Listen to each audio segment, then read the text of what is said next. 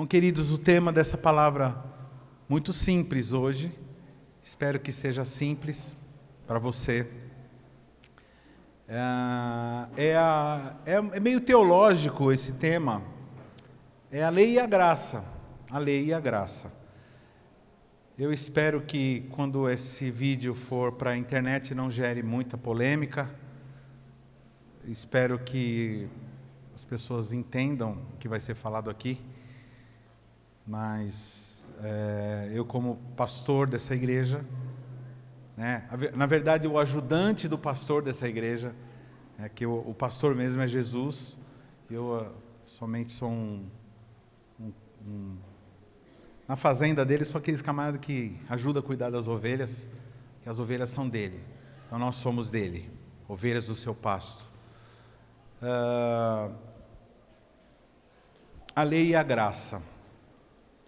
Eu não vou me aprofundar muito, nem peguei a apostila da teologia para poder preparar essa palavra, porque se eu pegasse, hoje a gente não saía daqui, é muito profundo. Mas eu quero que os irmãos abram suas Bíblias, se estiver aí na frente, Filipenses capítulo 3, de 1 a 9, é isso mesmo? Isso.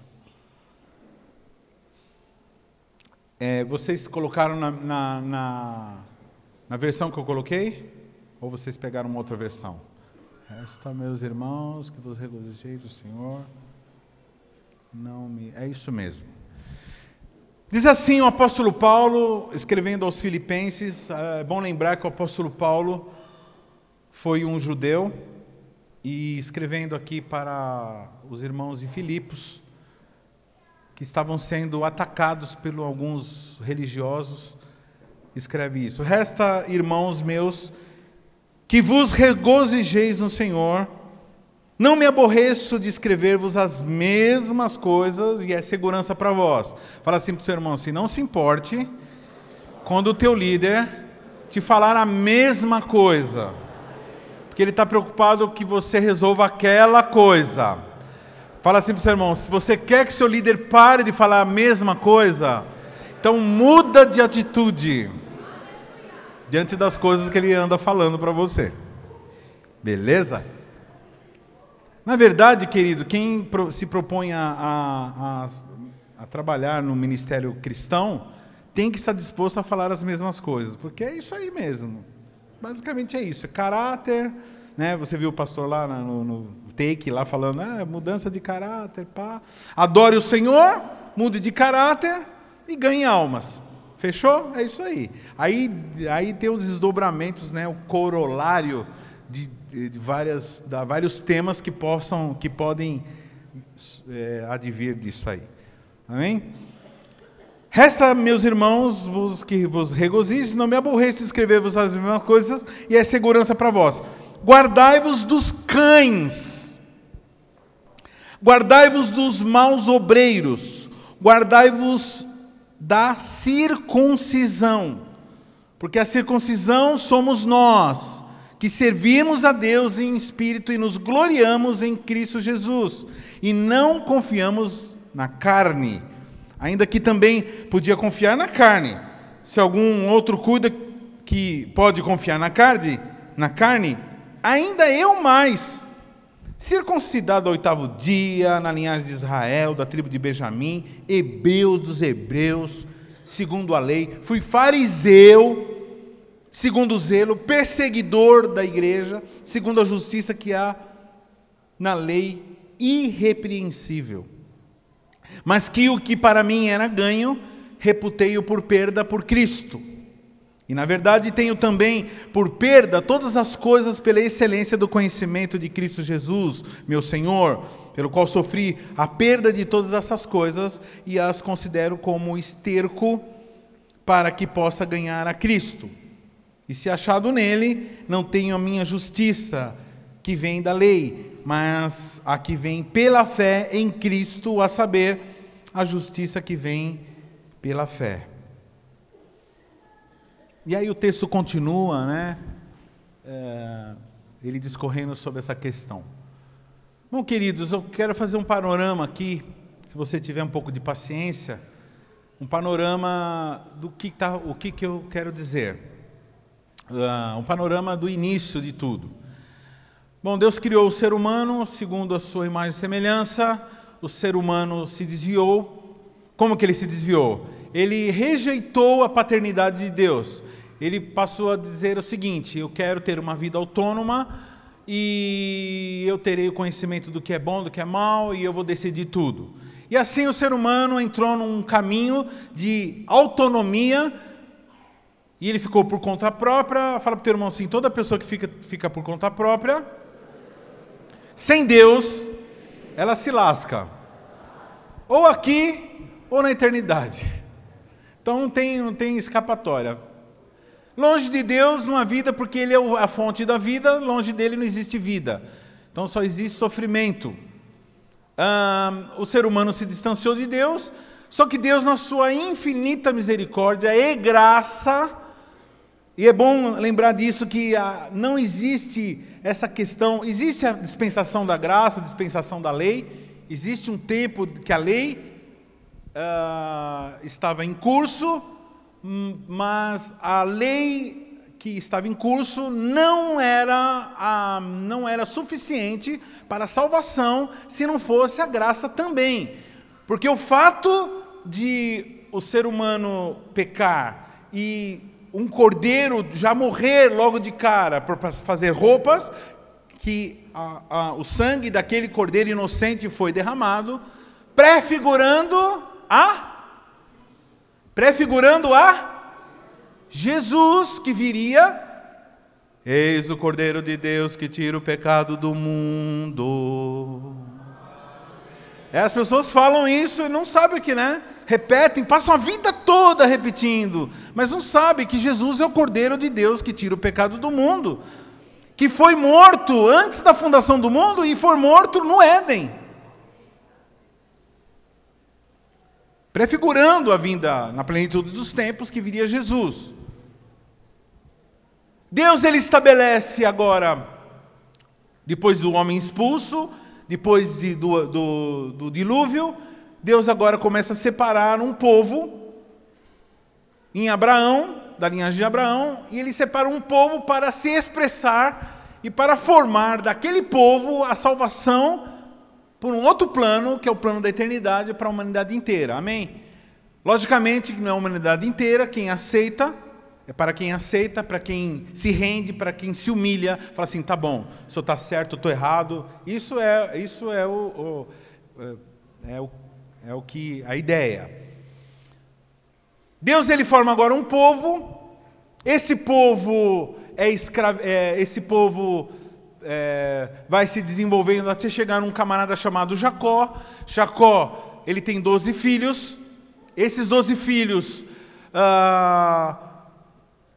são os patriarcas do povo de Israel.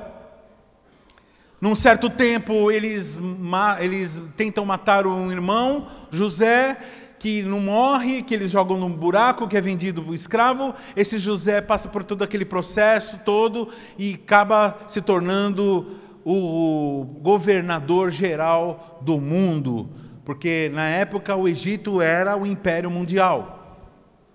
Ele, depois de um drama tremendo, salva a sua família, ele perdoa os seus irmãos e se reconcilia com todos, com o pai não sabia que ele estava morto, que ele estava vivo, e enfim, ele acaba salvando, trazendo toda a família, toda a descendência de Abraão, agora para junto de si, morando no Egito. Lá eles passam 400 anos, e no final desses 400 anos, os reis que dominavam, os faraós que dominavam o Egito, não conheciam José, não conheciam a promessa que José fez de guardar aquela família essa que se transformou numa nação de milhões de pessoas, debaixo da proteção e do cuidado do Egito. Agora já não mais como hóspedes, agora como escravos.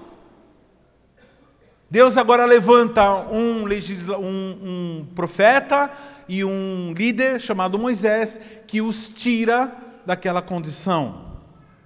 É bom lembrar que Deus, tinha um plano com eles, como Ele tem um plano com você. Então todo o deserto, toda a escravidão que você passou lá no Egito, Egito, irmãos, é uma prefiguração de mundo. Fala assim, ó, eu vivia no Egito.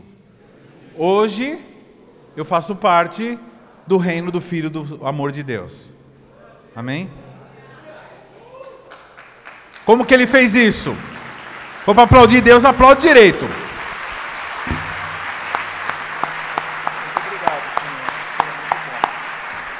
Como que Ele fez isso? Deus viu aquele povo sofrendo, levando chicotada, tendo que fazer tijolo sem equipamento, sem matéria-prima apropriada, e cada vez mais judiado, cada vez mais maltratado.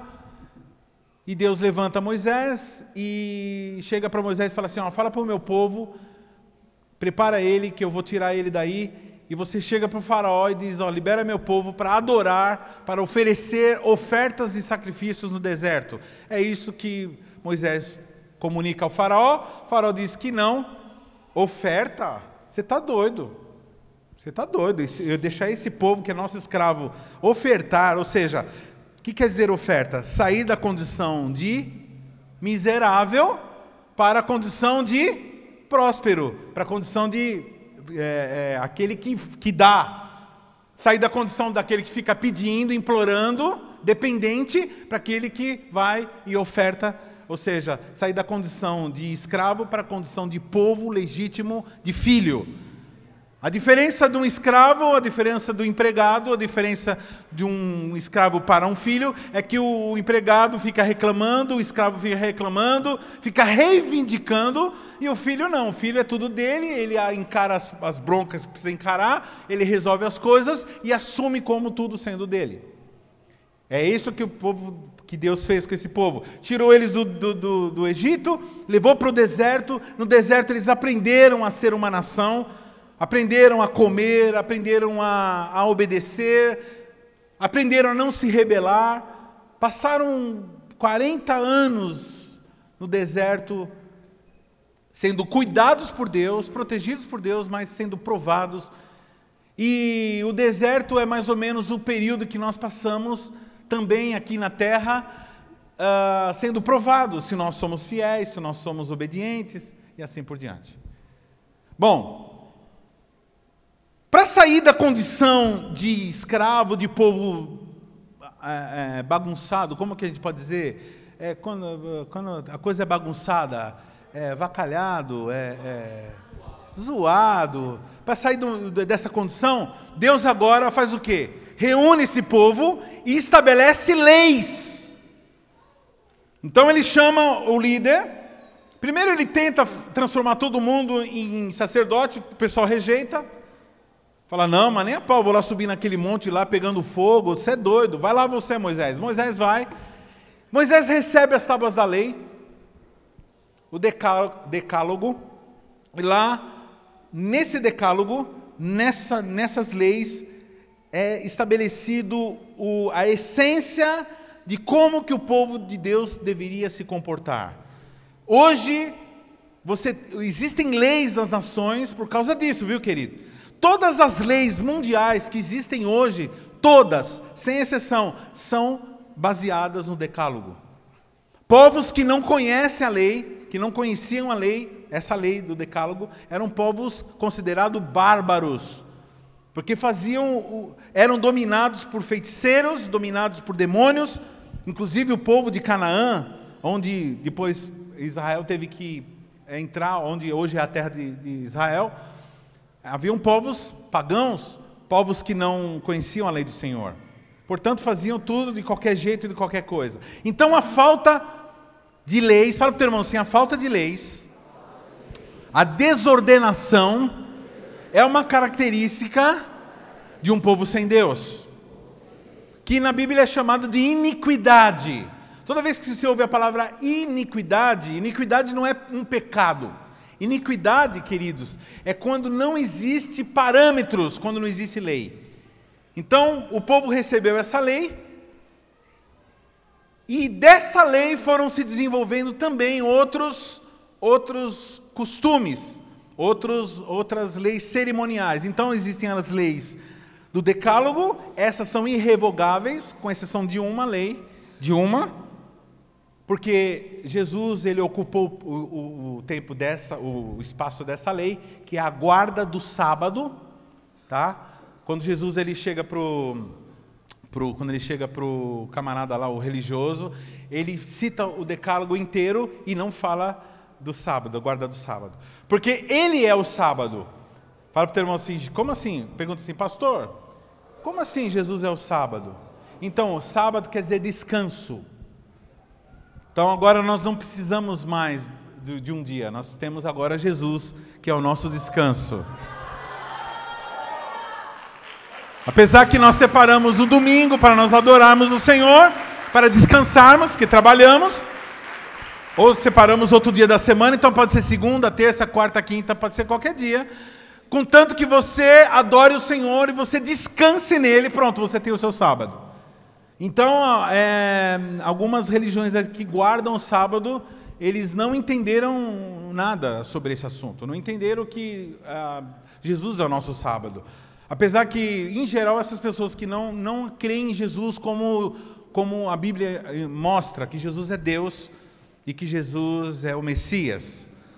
Bom, amém? Então essa foi a lei. E na lei, se você ler os Levíticos, lá tinha as cerimônias, depois eles fizeram as festas, então tem as festas, tem o Purim, tem a festa da Páscoa, tem a festa, várias festas, e todas as festas, e todas as cerimônias, e todos os todos os símbolos judaicos, todos eles têm um sentido, eles apontam para uma direção. Qual direção?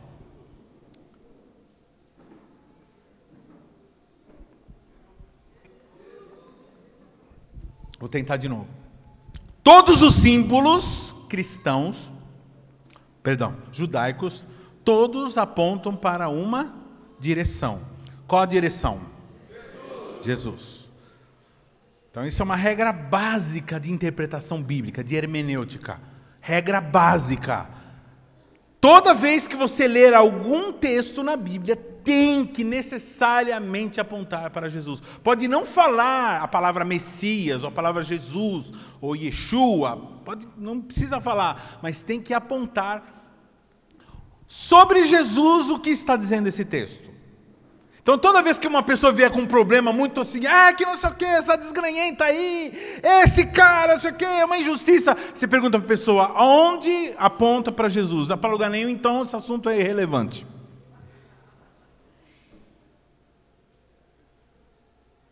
Porque dele, por ele e para ele são todas as coisas. Bom, queridos, na plenitude dos tempos, há 2000 e poucos anos atrás, Jesus veio a essa terra para cumprir, tanto é que ele aparece para João Batista. João Batista diz o quê?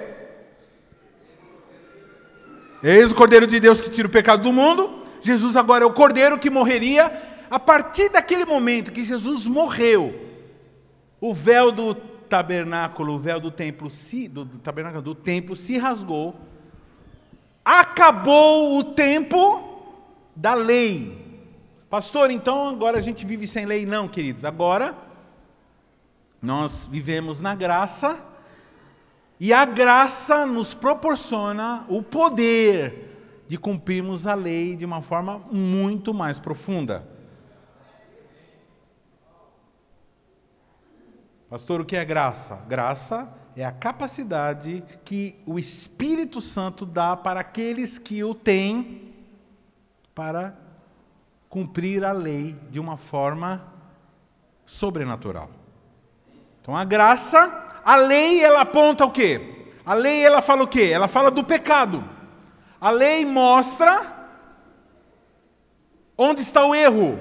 A lei veio para o povo de Israel se organizar, falar assim, não, isso aqui está certo, isso aqui está errado, isso aqui não pode fazer, isso aqui pode fazer, assim o sacerdote tem que agir, assim os filhos dos levitas têm que fazer, tem os levitas, e hoje não existe mais levitas, viu, queridos? Acabou, não tem mais isso daí, acabou. Agora vamos chamar os levitas para cantar. Não, isso não existe mais. Agora é o povo de Deus, são os filhos de Jesus, não tem o levita. Agora todos nós somos levitas, todos nós. Todos nós. Existe levita sim, mas todos nós. Toda vez que o Novo Testamento se refere a levitas, a sacerdócio está falando do povo que foi resgatado por Jesus. Tá bom ainda? Dá para entender? Então a lei, fala para o teu irmão assim, a lei, ela mostra aonde está errado as coisas. Ela mostra o problema. A lei mostra quem você é, quem o ser humano é. A lei mostra tudo isso. Fala assim, e a graça é o perdão de Jesus, para que a lei não te condene.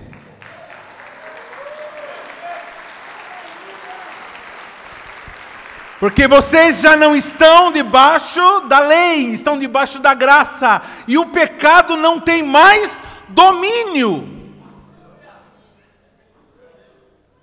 Pastor, o que você está falando? Isso aí é óbvio. Então, queridos, é óbvio para você. Talvez sim, talvez não. Porque o que está acontecendo aqui? O apóstolo Paulo, agora um dos apóstolos da segunda geração, depois dos 12. Pra você ter uma ideia, os 12 apóstolos, os que andaram com Jesus, de todos eles, nenhum conseguiu ir tão adiante na graça, nessa época da graça, como o apóstolo Paulo. O que chegou mais perto foi o apóstolo Pedro.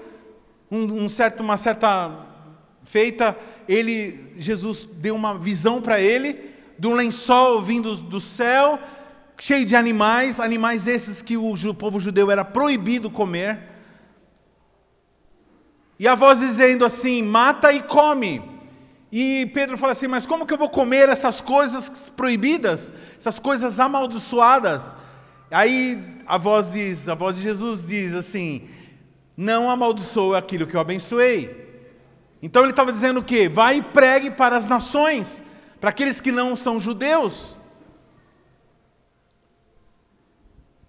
Ele começa essa obra, até vai de vez em quando em alguns lugares, em algumas comunidades que não eram judaicas. Ele vai lá, nesse fato, ele foi lá na casa de um camarada chamado Cornélio, promove a salvação, prega o evangelho. E é bom lembrar, irmãos, você, presta atenção, fala para o teu irmão assim, você pode pregar a Bíblia inteira e esquecer de pregar o evangelho.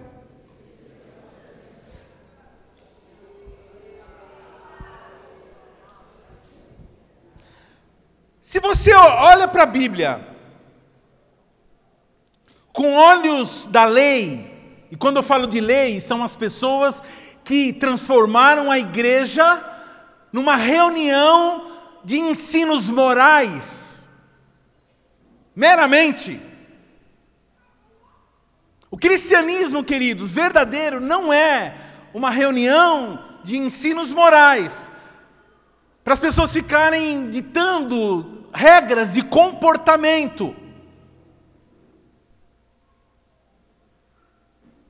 A minha preocupação é que nós estejamos pregando o evangelho.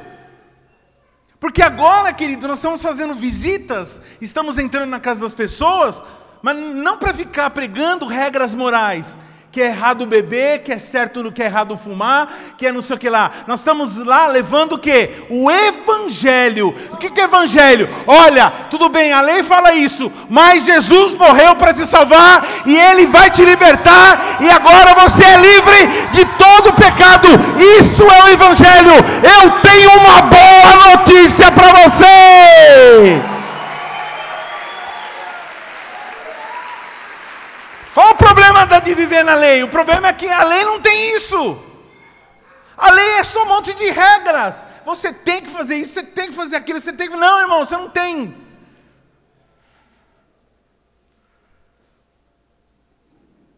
A graça do Senhor Jesus veio para dizer o seguinte: agora você tem acesso a conversar comigo, você pode jogar comigo, você pode ir para um campo comigo, você pode ouvir a minha voz.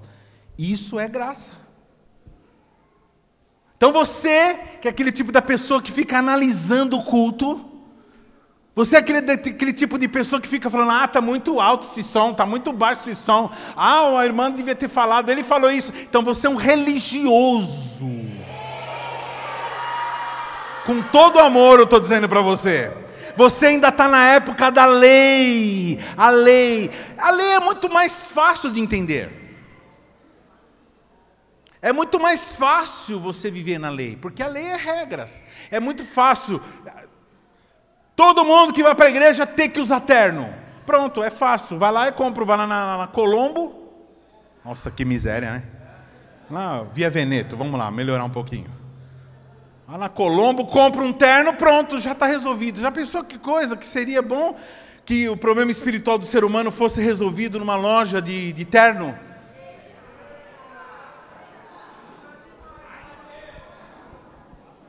Eu vim aqui resolver meu problema espiritual. Pois não, meu número é tal.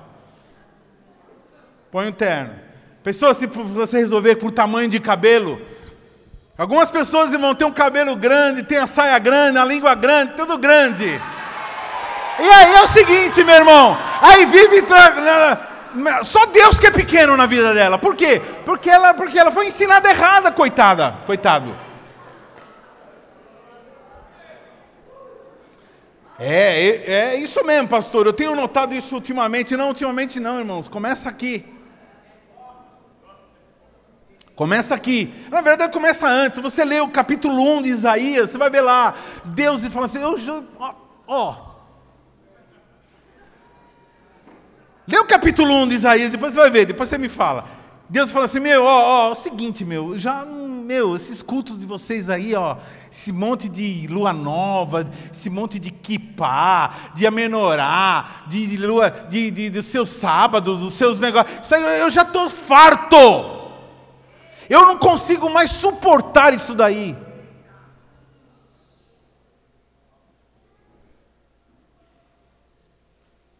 O apóstolo Paulo é um dos apóstolos que abriu o maior número de igrejas.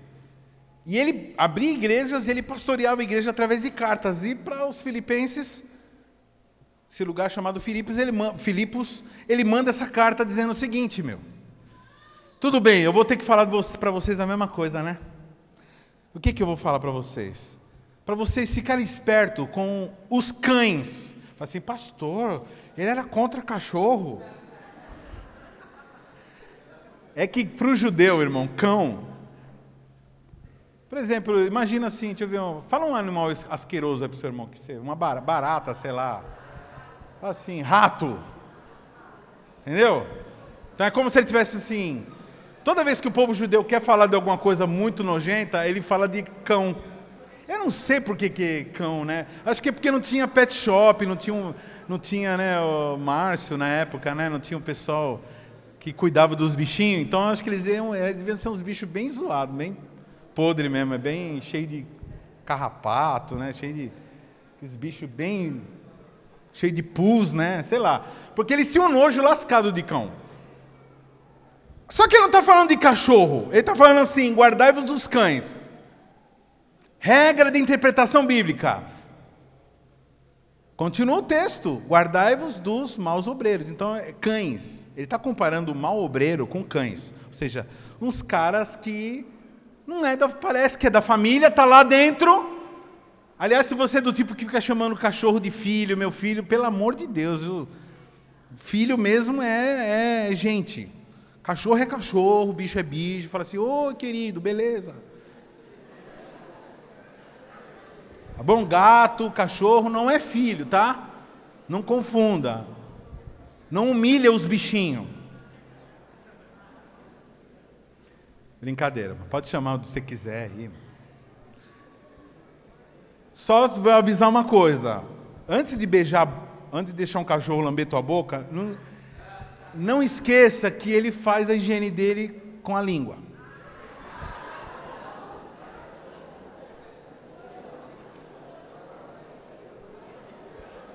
Me ocorreu agora isso daqui. Teus irmãos fazendo assim, ó.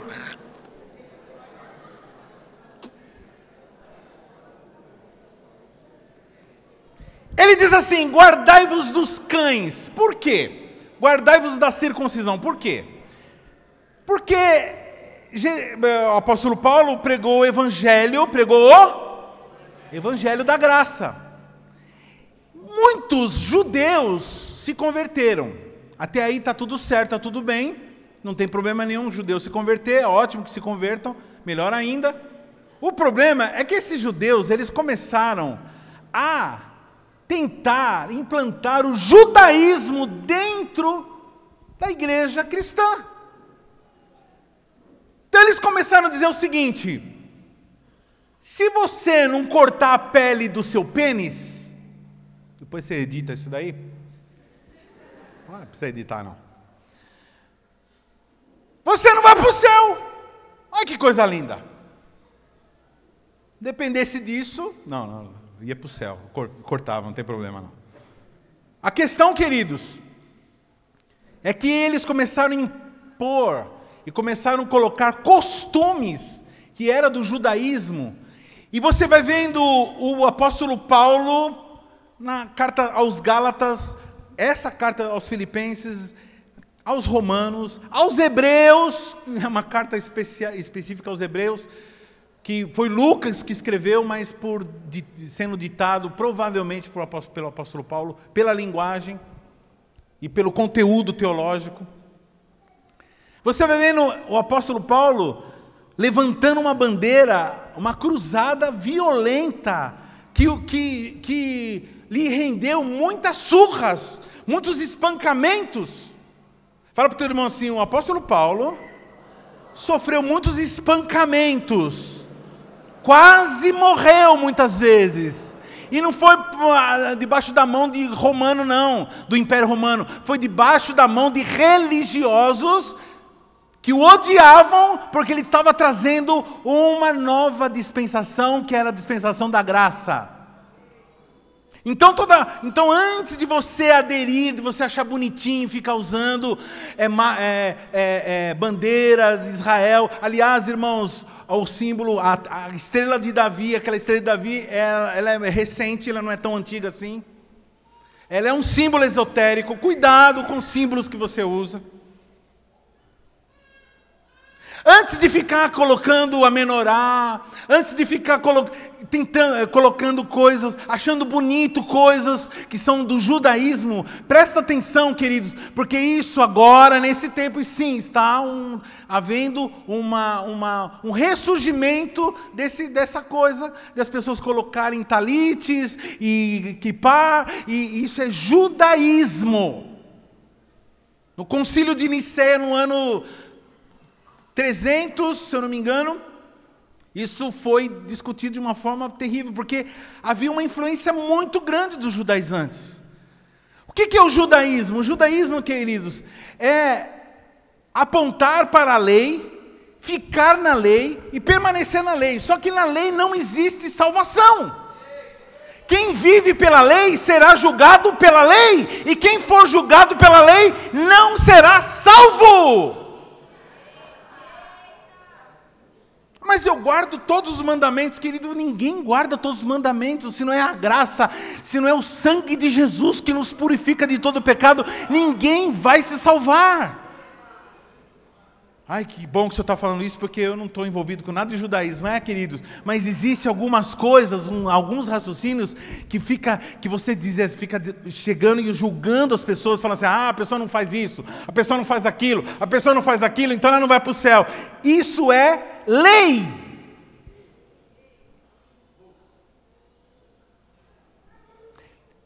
Eu vou falar um negócio assim, ó. Deus, eu vou falar de uma forma bem humana para a gente entender. Deus, ele tem um gravadorzinho aqui, ó. Um colar dele tem um gravadorzinho. Na hora que você fala alguma coisa, ele dá o play. Você para de falar, ele dá o pause. Aí você fala outra coisa, ele dá outro play. Você fala outra coisa, ele dá o play. Esses caras vão tudo para o inferno porque não estão fazendo isso. Plá! Esse cara fica fumando, plá! Essa irmã que usa o cabelo, não sei, plá! Esse não sei o que lá que não abre célula, plá! Esse não sei o que lá que não dá oferta, plá! Esse que não, plá! Ele vai dando play. Vai ter um dia, irmãos, que toda palavra que saiu da nossa boca será pedido contas. Então você, aquela pessoa que entra na casa de uma pessoa para visitar, já começa a olhar em volta se tem alguma coisa errada.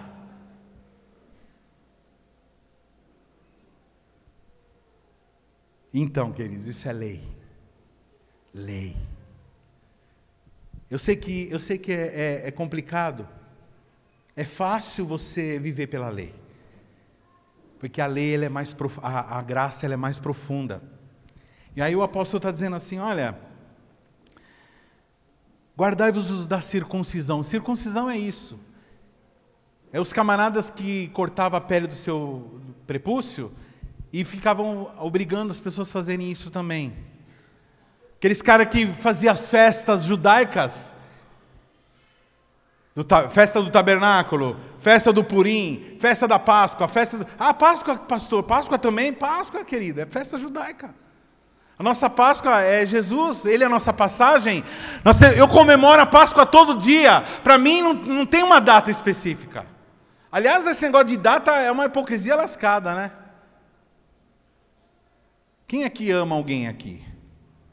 Então você vai fazer o seguinte, você vai chegar na sua casa, você vai mandar recado, uma declaração de amor para essa pessoa que você ama, no Facebook, você vai fazer isso. Pastor, mas nem aniversário então, é isso que eu falo. Quando é teu aniversário, Aron? 27 de junho. 7 de junho. 17. Julho. 6 de julho. 15 de outubro. Aí ontem eu me dei uma paixão pelo Aron, eu escrevi um texto enorme, coloquei uma foto linda dele, pá. E ainda tive que explicar embaixo, olha, não é aniversário do Aron. Mas por que você escreveu isso? É porque eu amo o Aron.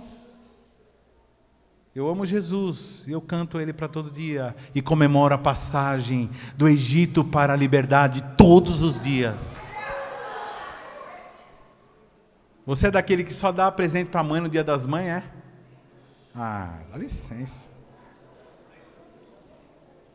Porque a circuncisão somos nós, que servimos a Deus em espírito. Então a característica aí, do verdadeiro cristão do Evangelho, é aquele que vive, que oferece adoração em espírito.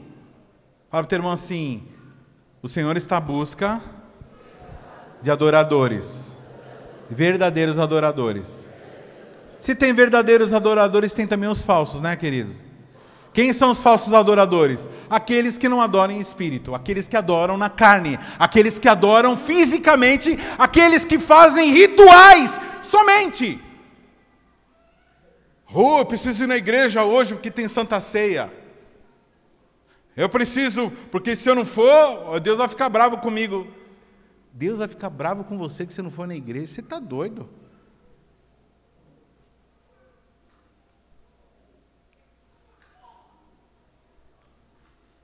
Queridos, você vai para se encontrar com os irmãos, aqueles que são habitação de Deus, aquele que você conversa todo dia. Aí é gostoso para ouvir a palavra, uma palavra diferente.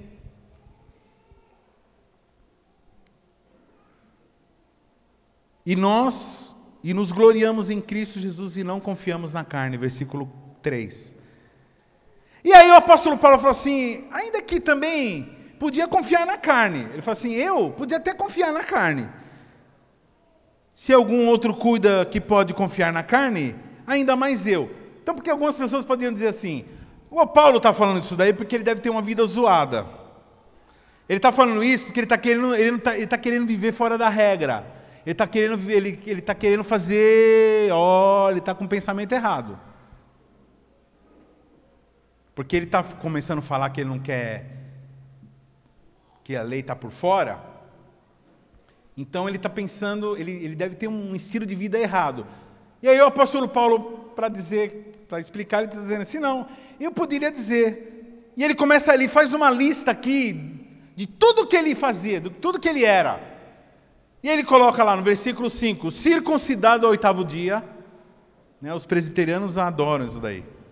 Quem era presbiteriano aqui? Eu era presbiteriano.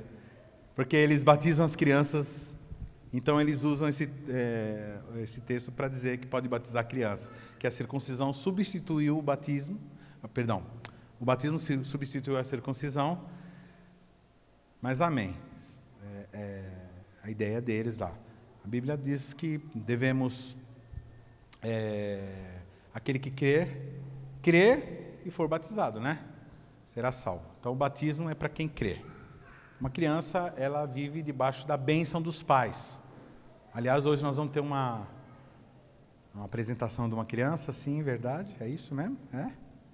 Joia? Não? Sim? Sim, beleza. Então nós apresentamos. Mas ele fala assim, fui circuncidado ao 8º dia, da linhagem de Israel, ou seja, eu sou israelita, ou seja, eu sou filho de Abraão, legítimo. Abraão, eu sou o bom, da tribo de Benjamim. Quando ele fala a tribo de Benjamim, não sei se vocês sabem, Benjamim foi a única tribo sabe que o povo de Israel passou por muitas invasões, e todo o povo que invadia Israel, por causa do pecado de Israel, toda vez que invadiam um povo, eles praticavam uma coisa chamada caldeamento cultural. O que é o caldeamento cultural? É quando vem um povo e começa a estabelecer os seus costumes culturais, pagãos ou não, daquele povo. Por exemplo, nós, os cristãos brasileiros, nós temos muita coisa da cultura brasileira. É só você observar a forma que as pessoas se vestem, mesmo sendo cristãs, que se comportam, os valores. Então, o caldeamento. Então, toda vez que um povo invadia Israel, ele trazia mulheres e homens deles, e eles se casavam entre si, colocava os judeus para se casar com esse povo, com os povos deles, os invasores. Assim, 2 gerações depois, pronto, já estava tudo lascado. Só que a tribo de Benjamim era a única tribo que era radical. Eles não se casavam mesmo com gente de outro povo. Então, o apóstolo Paulo aqui, ele não está falando assim, tu é da tribo lá, sou de São Bernardo do Campo. Não está dizendo isso aí. Ele está dizendo assim, olha, eu sou judeu, é que nem eu costumo dizer assim, eu sou paulista, nasci no Hospital São Paulo, e sou São Paulo. Não.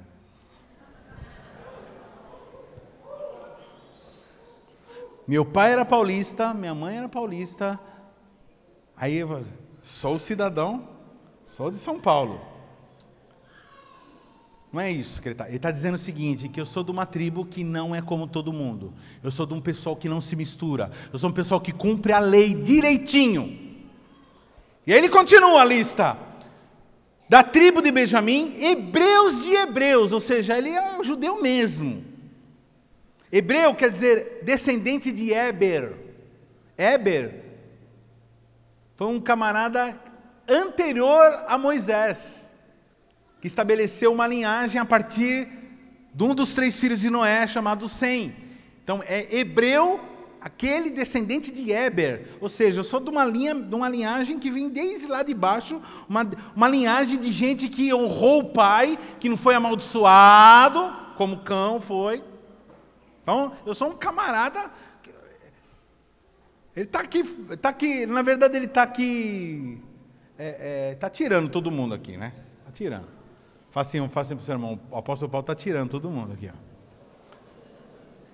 Hebreus é meu segundo lei, e aí assim, fui fariseu. A gente fala assim, os fariseus, né? A gente xinga as pessoas de fariseu, mas quando ele fala assim, fui fariseu, ele não estava... porque a gente hoje fala, tem uma visão errada, uma visão ruim de fariseu, porque os fariseus, de todas as seitas judaizantes que havia na época, foi a que mais combateu Jesus. Foi os que mais influenciaram, os fariseus e os saduceus. Mas os fariseus eram mais, porque os saduceus eles eram meio carnalzinho. Eles eram assim, eles eram meio não é carnalzinho, eles facilitavam as coisas. Já o fariseu, ele cumpria todas as regras. Não tinha graça, não tinha Espírito Santo, mas eles cumpriam toda a regra. Então ele chega assim, eu fui fariseu, ou seja, fui um cara que não fazia nada errado, nunca levei bronca.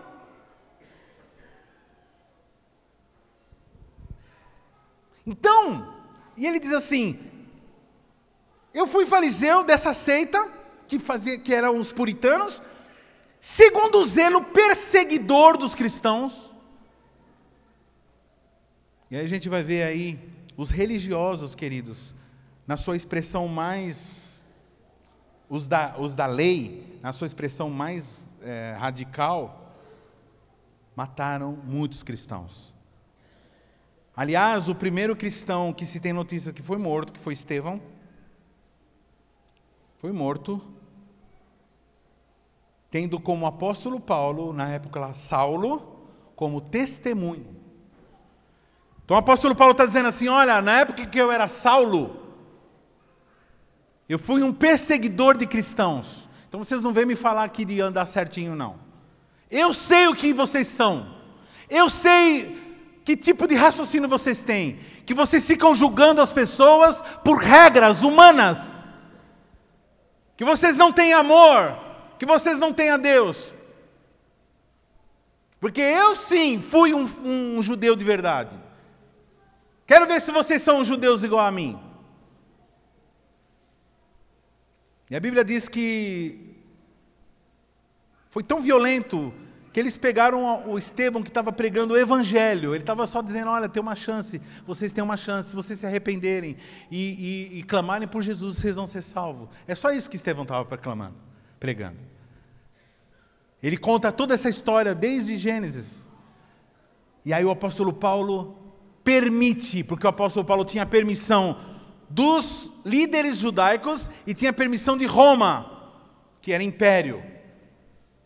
Porque ele falava para Roma, falava o seguinte, eu preciso de documento de liberdade para poder matar um tipo de pessoa lá, que está falando que tem uma pessoa que não é César, que é rei. Um tal de Jesus, eles estão chamando de rei. E rei que eu saiba só tem César. Então vocês me dêem uma carta de permissão para poder perseguir eles e matar. Então esse era o apóstolo Paulo. Esse era Saulo antes da conversão. Zeloso. Fala para o teu irmão assim, cuidado com o zelo. Seja zeloso no amor. Eu estou falando isso, irmãos, porque eu já fui muito zeloso com a lei. Eu já fui muito zeloso. E o Senhor, com o passar dos anos, Ele tem me feito entender que a graça e a lei caminham juntas. A graça sem a lei é bagunça. A graça sem lei é permissividade. E a lei sem a graça é religião, é violência, é ódio. Muita coisa errada foi feita em nome de Cristo. Talvez a tua experiência com Jesus, a tua experiência com a igreja, tenha sido uma experiência traumática. Esse lugar que vocês estão vendo eu andando para lá e para cá, esse lugar aqui é muito perigoso. Daqui, irmãos, uma pessoa pode deixar outras pessoas paranoicas. Daqui, uma pessoa pode enfermar mentalmente milhares de pessoas. É muito sério quando você sobe nesse lugar e você começa agora a liderar umas pessoas, você começa a colocar pesos que elas não suportam. Porque elas nem convertidas são, nem nasceram de novo. Como que você pode começar a cobrar regra, sendo que nem convertido, nem nascido de novo? Desse lugar você pode fazer um exército de gente louca, de paranoico, de pessoas infelizes, de pessoas depressivas. Eu fico desesperado quando eu vejo algum irmão falar assim, porque eu não estou conseguindo ganhar alma. Eu fico desesperado, porque ganhar almas é uma coisa tranquila, você vai aprendendo, você vai se envolvendo, vai pegando amizade, e você vai adorando ao Senhor e buscando Deus. O cristianismo não pode ser uma opressão. Não pode ser um peso. E muita gente faz isso por zelo. Como a tua mãe muitas vezes fica te dando bronca, o teu pai fica te dando bronca, falando, e bate e soca. Por quê? Porque tem zelo. Mas zelo sem graça, zelo sem amor, zelo sem sabedoria. Só que o Senhor Jesus te trouxe essa manhã aqui para ouvir: a minha graça te basta. A minha graça te basta. A minha graça te basta. Graça, graça, graça, graça, abundante graça. E ele fala assim: segundo o zelo perseguidor da igreja, segundo a justiça que está na lei irrepreensível. Então ele está falando tudo que ele era. Versículo 7. Conjunção adversativa. Mas. Essa conjunção adversativa. Fala assim para o teu irmão assim: mas. But. Pero. Mas. Eu costumo brincar com o pessoal lá da Colômbia assim: pero é marido da pera. Eles dão risada, kkkk. Porque existe pera lá também, né? Mas, olha, irmãos, ele tá dividindo aqui, presta atenção. O apóstolo Paulo está falando, lei, o orgulho, as medalhas, porque eu compro tudo isso, e eu tenho uso clipá, e eu uso a menorá, e eu faço as festas judaicas, e eu não sei o que lá. E eu poderia me gloriar, eu podia falar que eu sou o bom, eu sou o máximo. Mas, conjunção adversativa. O que para mim era ganho, isso que ele achava que era maior vantagem, o que ele fez? Considerei tudo isso perda, ou seja, uma perda de tempo. Ou seja, uma coisa que não vale nada. Ou seja, é fumacinha, é bobagem. Então, quando você vai conversar sobre Deus, você só sabe falar de regras. Tem sequelita, irmão, que vai conversar com as pessoas, ao invés de falar do amor de Jesus, da salvação de Jesus, da cura de Jesus, da libertação de Jesus, do perdão de Jesus, começa a falar assim: mas lá na minha igreja tem corte, viu?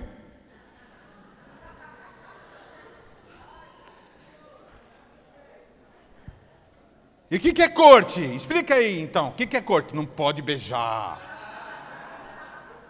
Não pode olhar, não pode andar de mão dada, não pode isso, não pode aquilo, não pode aquilo, não pode aquilo outro.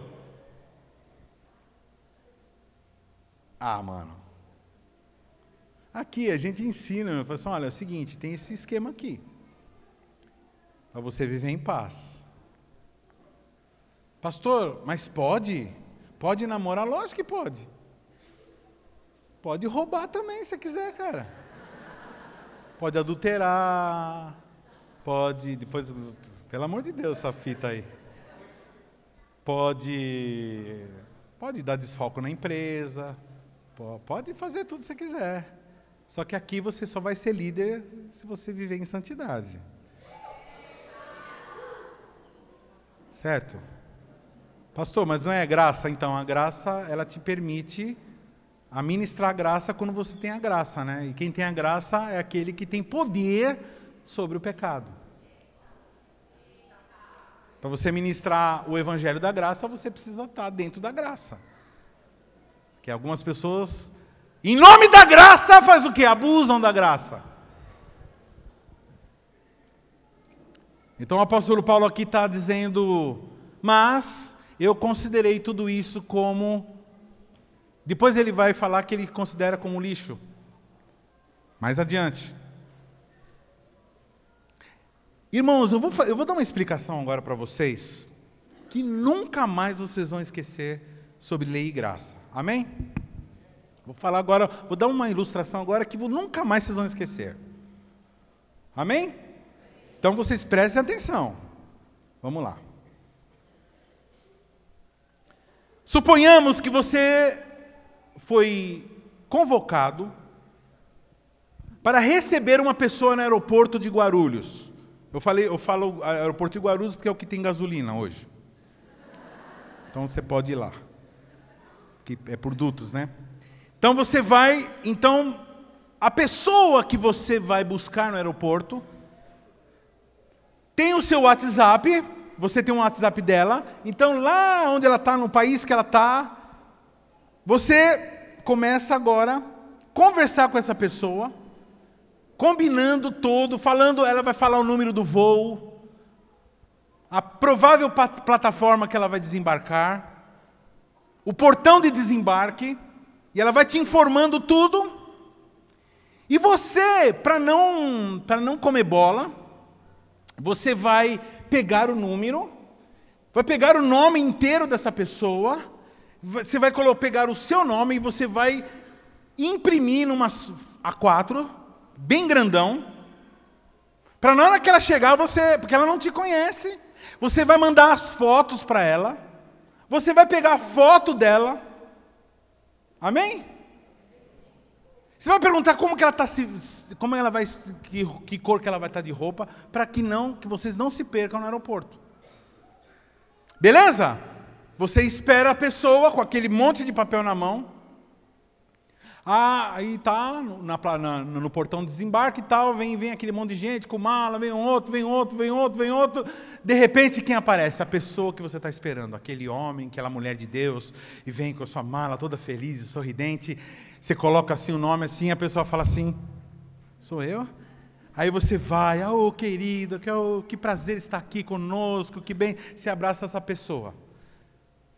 Me fala uma coisa, esse monte de papel, com o teu nome, com o nome da pessoa, serve para quê?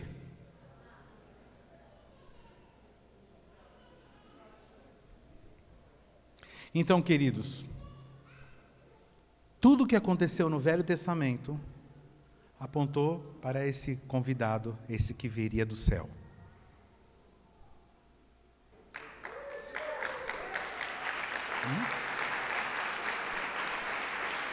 Sombras, agora não são mais sombras, agora você tem Jesus, o Messias, em realidade. Não é mais necessário sombras, não são necessários símbolos, não são necessários agora a festa do Purim é Ele, a passagem é Ele, a nossa cobertura é Ele, a nossa menorá agora não é 7 pontas, agora é 3 pontas, Pai, Filho, Espírito Santo. A perfeição e a luz agora habitam em nós. Então você vai ver lá, Levítico dizendo assim, olha, pega uma porção da lei, coloca na testa, coloca nas mãos. Eles colocavam dentro de uma caixinha, um pedacinho da lei, um versículo lá, para lembrar da lei, colocava na testa, colocava nas fitas, no braço. O que estava dizendo? Está dizendo que a palavra do Senhor tem que estar na nossa mente, e a palavra do Senhor tem que estar agora nas nossas obras. Irmão do céu, o que é isso? Você começar a usar agora mesmo, não sei o que lá de usar, pelo amor de Deus! Vai estudar teologia, cabeçudo! Com todo respeito aos meus irmãos judaizantes, que são irmãos, mas estão no engano, e isso pode se desenvolver para uma coisa mais séria. Algumas pessoas, é o seguinte, quando eu fui para Israel, algumas pessoas começaram a falar para eu ir lá orar no Muro das Lamentações, me deram bilhetinhos, e a coisa é tão forte que eu peguei os bilhetinhos, peguei os pedidos de oração. Eu nem fiquei lendo, era para eu ter lido os pedidos de oração e orar pelas pessoas, mas não, eu deixei enroladinho, guardadinho, só esperando para chegar no Muro das Lamentações e enfiar lá nos vãos das pedras. Olha só, eu chego lá, na hora que eu vou pegar na bolsa para fazer isso, O Espírito Santo falou assim, não faça isso. Não faça isso. Hã? Eu estava com um tablet. Ele falou assim, agora, tem umas cadeiras iguais essa que vocês estão sentando, assim, em frente ao Muro das Lamentações. Falou assim, agora você vai sentar e você vai ler o livro de Gálatas inteiro. Meu Deus, ele me fez ler o livro de Gálatas inteiro. Eu sentei e fiquei lendo o livro de Gálatas inteiro. E lá o apóstolo Paulo, ele fala assim, vocês estão ficando, o que está acontecendo com vocês? Vocês estão voltando.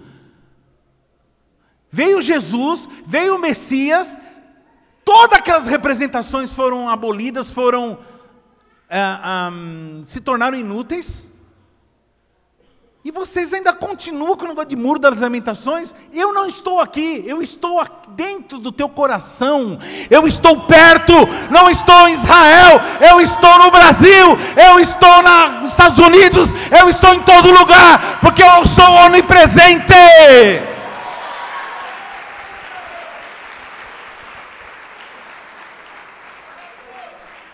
Então quer dizer que eu não preciso? Não, você não precisa ir para Israel.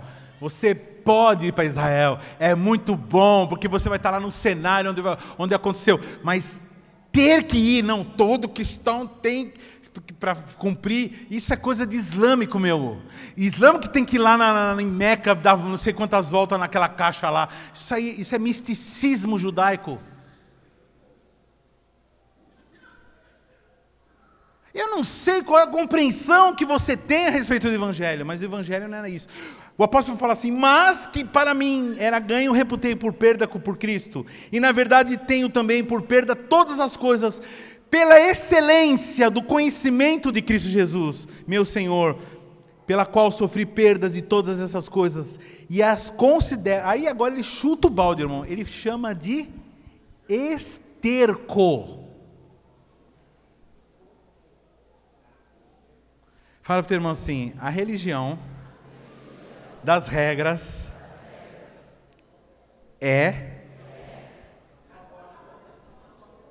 Fala para o teu irmão aí o que é que o Paulo está falando.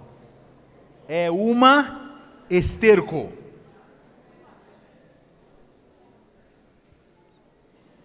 É um esterco.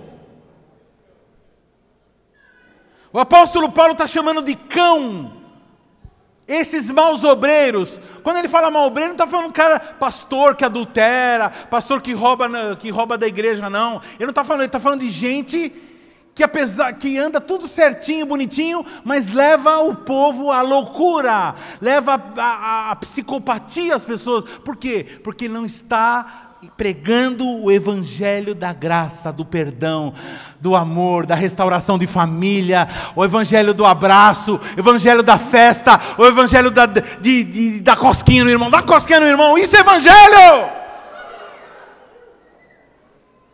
Chamar uma pessoa para comer com você, isso é evangelho. Fala para o teu irmão assim, eu vou almoçar na tua casa hoje.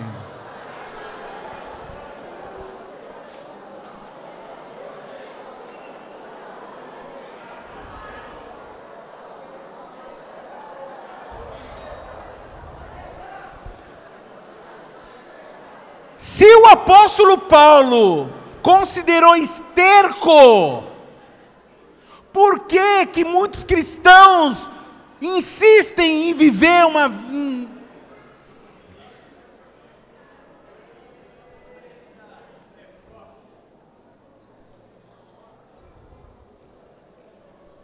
Você sabe o que acontece, querido? Para viver na graça, para viver debaixo da graça, você tem que ter contato e comunhão diária com Deus. Comunhão diária, amizade. Eu durmo, eu acordo falando com Deus. Passo o dia inteiro falando com Deus. Não me canso de falar com Deus, Ele é meu amigo. O problema, queridos, é que para você viver na graça, você tem que viver assim. Só que o homem está em rebelião contra Deus. Então o que ele faz? Substitui por religião. Então ele vai lá, agora tem que usar não sei o que lá, tem que usar não sei o que lá, tem que tirar isso, tirar aquilo. Usa versículos bíblicos isolados, fora do contexto cultural.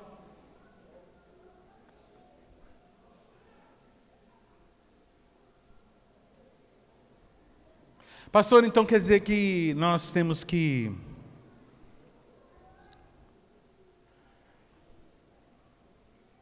nós podemos então viver de qualquer jeito? Não, queridos. O versículo 9 diz: e seja achado nele, não tendo minha justiça, que vem da lei, mas a que vem pela fé em Cristo, a saber, a justiça que vem de Deus pela fé. Toda vez que você pega a tua justiça, fala ter um assim, toda vez que você fica chateadinho, fala, mas afina a voz para falar para você, assim, você fica chateadinho. Você fica chateadinho, então você está aplicando a tua justiça. Só que a tua justiça é zoada. Por quê? Porque ela puxa a sardinha para o seu lado.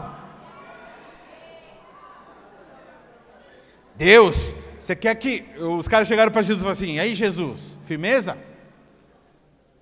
Tinha uns caras que andavam com Jesus, era meio de lá do... coisa lá, aquele bairro lá. Eu falo assim, aí Jesus, firmeza? Ele, então, quer que a gente pede para Deus, papai, mandar fogo, queimar todos esses caras que estão xingando o Senhor aí? Aí Jesus falou assim, que espírito é esse, velho? Que espírito é esse, meu? Espírito religioso. Meu, como é fácil, gente. Irmãos, todo dia você tem que brigar com esse negócio. Pastor, graça, então a gente pode fazer o que quiser? Deixa eu contar uma coisa, o que é graça? A palavra graça vem... Tem uma tradução, favor, aquele que ganha alguma coisa sem merecer. Mas deixa eu dar um exemplo muito legal aqui. Um professor, ele resolveu visitar um aluno na casa dele, a família, e ele resolveu levar um presente, porque ele viu uma redação que o menino fez, ele queria ganhar uma bicicleta. Ele sonhava ter uma bike. E o menino era muito pobrezinho. E esse professor, tomado por um sentimento de compaixão, falou assim, quer saber, eu vou comprar uma bicicleta e vou levar lá para ele. Foi lá na secretaria, descobriu o endereço. E quando o professor estava na rua do menino, o menino viu o professor, falou assim, esse miserável desse professor. Pegou uma pedra e atacou no professor, deu uma pedrada e pegou na cabeça do professor. Pou! Começou a sangrar, o professor atordoado caiu no chão. E aí as pessoas acudiram, e ele com aquele pacotão, aí ele se levantou, e o pessoal falou, onde você está indo? Eu falei, eu estou indo aqui nesse endereço tal. Aí ele foi lá para o endereço. Eu falei assim, então, aqui que mora o menino fulano de tal, ele não viu, né? Aí o menino aparece assim, todo envergonhado. A mãe vem, fulano, chega aí. Então, eu sou o professor do menino, vim aqui trazer esse presente para ele. Aí o menino olhou para o professor, começou a chorar. E falou assim, professor, eu não posso receber esse presente. Porque, sabe aquela pedrada lá? Então, fui eu que dei aquela pedrada no senhor. Aí o professor disse assim, tudo bem, está aqui teu presente, eu te perdoo.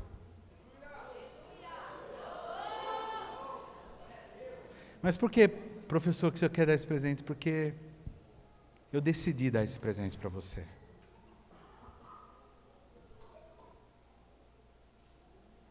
O que esse menino merecia? Levar uma paulada na cabeça. Mas o que ele recebeu? Uma bicicleta. Então isso é graça. Você merecia condenação, você merecia porque você não consegue cumprir nenhuma regra, ou consegue cumprir algumas regras e outras não. Mas Jesus derramou o seu sangue das suas mãos para que você não precisasse ficar se cortando para poder aplacar a tua dor de rebelião contra Deus. Jesus tomou o cálice da traição para que você não precisasse encher a cara, para anestesiar essa tristeza da falta da graça. O homem não precisa de regras, o homem precisa da graça. Porque quando a graça alcança uma família, aquela família entende o amor de Deus. E aí vem um santo constrangimento. Eu quando estou adorando diante do Senhor, você quando está adorando diante do Senhor, tem que vir no coração um santo constrangimento da graça, da glória, da majestade de Deus, do tamanho de Deus, do amor de Deus. E aí diante dessa visão que deve nos deixar atordoados, você diz: Senhor, eu não mereço, porque eu te dei uma pedrada, mas o Senhor me ama mesmo assim. O que eu posso fazer, Senhor, para te agradar? Eu te amo, eu te amo, eu te amo, a tua graça me basta. Oh!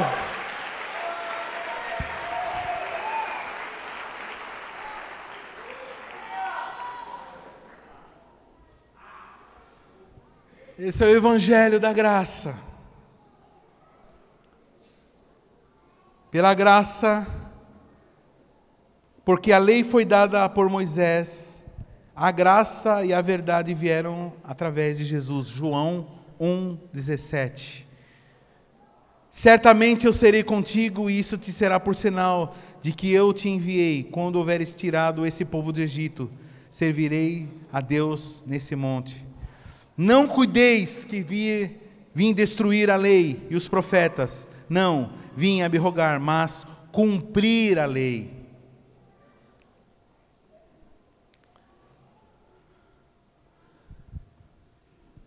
Pastor, mas e como nós devemos viver aqui? Debaixo da lei? Ou na graça desrespeitando a lei? Então, queridos, a graça, ela é um aprofundamento da lei. A lei diz o seguinte: não adulterarás. Sim? O que é adultério? É você lançar mão de uma pessoa que não é teu marido, que é tua esposa. Certo? A lei diz isso. Jesus, ele fala assim: mas quem pensar em outra pessoa, só em pensar já está adulterando. Está entendendo o que está sendo falado aqui? Que a graça, ela não mexe com o exterior. A graça não mexe com aquilo que é, apesar de que ela depois se materializa, ela se materializa, mas ela começa de dentro para fora. De dentro para fora. A graça, ela é uma transformação de mentalidade que faz com que você não deseje, não queira mais adulterar. O poder de lutar contra o pecado somente na graça, pela graça. Pela graça sois salvos, mediante a fé. Isso não vem de vós, é dom de Deus. É dom. Então, se é dom, você tem que... É presente? Então você tem que pedir o presente. Me dá graça, Senhor. Me dá graça para suportar isso. Para suportar as tentações, para suportar os ataques, para suportar a dureza da vida. Me dê graça. A graça para perdoar. Se você não tiver graça, você não consegue perdoar, irmãos. O verdadeiro perdão é uma atividade sobrenatural. É impossível uma pessoa sem a graça perdoar verdadeiramente. Algumas pessoas falam assim: deixa para lá. Não, irmãos, deixa para lá não. Deixou para lá, depois aquele lá volta. Se não houver perdão, não tem como. Eu tomei um maior susto.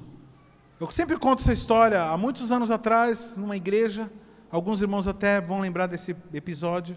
Vieram os irmãos do Canadá e Era uma programação de uma sexta, de um sábado. Na sexta-feira à noite eles anunciaram, falaram assim, olha, tragam todos os enfermos, todas as pessoas que estão arrebentadas com tudo quanto é tipo de enfermidade grave, tragam que vão ser curadas, todas serão curadas amanhã. E, irmão, quando chegou no sábado, tinha gente pendurada até no teto. As pessoas, abriram a porta do hospital municipal, Veio todo mundo, quem podia, quem não podia, na maca, na cadeira de roda, veio aquele mundaréu de gente, umas 300 pessoas. Quando começou a programação, teve a adoração, falou, agora nós vamos ministrar para os enfermos. Eu queria pedir que todos os irmãos que não estão enfermos, que vão lá para o fundo da igreja, e só os enfermos vêm para frente. Vem aquele monte de gente enferma. Eu pensei comigo, agora ele vai começar a repreender mesmo o espírito de enfermidade, tá, em nome de Jesus, e pá. Que nada, irmão. O irmão lá do Canadá começou a falar assim, quantos aqui tem um ressentimento no coração? Aí alguns levantaram a mão e falaram assim, não, é assim, ó. Aí começou a falar, então, pessoa que bateu boca com a mãe, com o pai, com o patrão, com não sei quem, começou. Pessoas que têm um ressentimento, que toda vez que pensa na pessoa, aquilo machuca. Aí começou a falar de ódio, ressentimento, de mágoa, tal. E aí as mãos foram aumentando. Quando nós vimos todas aquelas pessoas que estavam à frente, todas levantaram as mãos. E aí ele falou assim, então, queridos, agora eu queria fazer um pedido para vocês. E agora eu vou pedir, graça do céu, que vocês agora perdoem essas pessoas. Você tem que perdoar, querido, você tem que perdoar, querido. Ele começou, você tem que perdoar. E a música correndo, e você tem que perdoar. E isso foi uma meia hora, uma hora, dizendo, você tem que perdoar, você tem que perdoar. Você tem que perdoar. Aí vira e mexe, um dava um grito no meio. E caía no chão chorando, e você tem que perdoar, você tem que perdoar. E é aquela convulsão, aquelas pessoas chorando, jogadas no chão, caídas, ou algumas espumando, outras vomitando, outras gritando de dor, outras sendo acudidas, e os obreiros lá orando, e tá aquele movimento todo, pronto, acabou. Quantos aqui foram curados? Todos levantaram a mão. Quantos aqui já não estão mais sentindo a dor? Todos levantaram a mão. Sabe, queridos, o problema do ser humano não é vírus, o problema do ser humano não é bactéria, o problema do ser humano é falta de graça, falta de perdão, falta de Deus. Então, por favor, quando você entrar numa casa para fazer uma visita do Projeto Ore, não entra com aquele monte de lei, pastor, mas uma pessoa era evangélica e ela quis discutir, não discute doutrina não, leva o amor, fala de Deus que é o amor, está disposto a restaurar. As pessoas elas vão vir contando as mágoas, elas vão vir contando que foram injustiçadas, que a igreja que elas estavam não sei o quê, que elas estão, algumas até continuam e estão em rebelião contra a liderança, contra Deus. A questão não é se tem razão ou não, muitas delas têm até razão, muitos de nós temos razão, mas nós não vivemos pela razão, nós vivemos pela fé. O povo de Israel tinha razão quando eles ficavam reclamando lá no deserto que não tinha água, eles tinham razão, mas nós não somos salvos pela razão, nós somos salvos pela fé, mediante a fé. Isso não vem de vós, é dom de Deus. Quantos aqui entenderam o que é graça, o que é lei? A lei aponta para o nosso erro. A graça nos dá a solução. A lei diz como tem que ser o teu procedimento. A graça te dá poder para proceder. A lei lembra a tua podridão. A graça lembra que você foi transformado em filho de Deus. A lei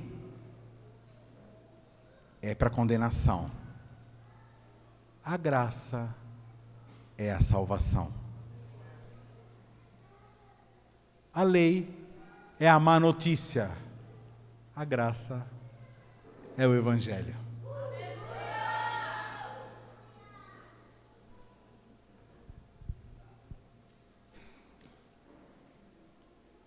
Quantos querem receber uma unção? Semana passada vocês ouviram uma pregação que dizia assim: o Espírito do Senhor está sobre.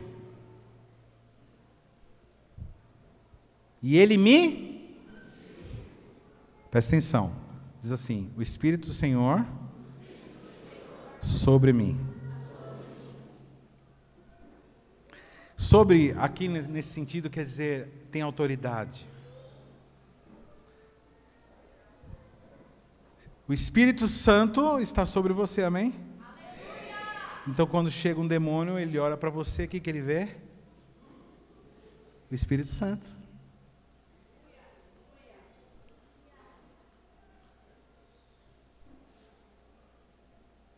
Então, essa é a tua identidade. E Ele me ungiu. Ungiu quer dizer ungiu. Separou, designou, ordenou, mandou, direcionou. Ou seja, me deu um propósito. Então, unção é você ter esse presente na mão que é a graça e ter uma ordem por trás disso, dizendo, vai lá e entrega essa graça. Mas e a autoridade? E o Espírito Santo está sobre você.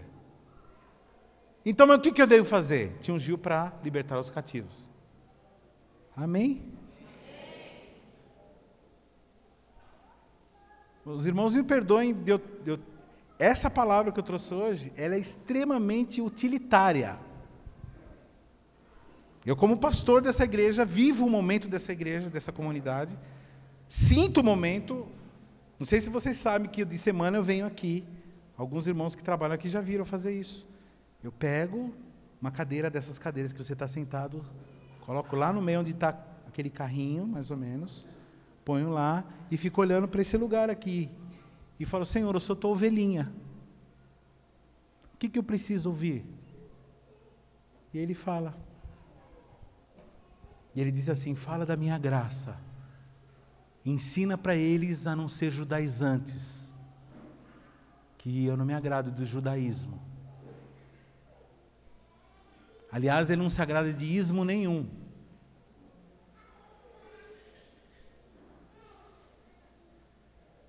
Quantos querem ter uma unção? Vem aqui à frente.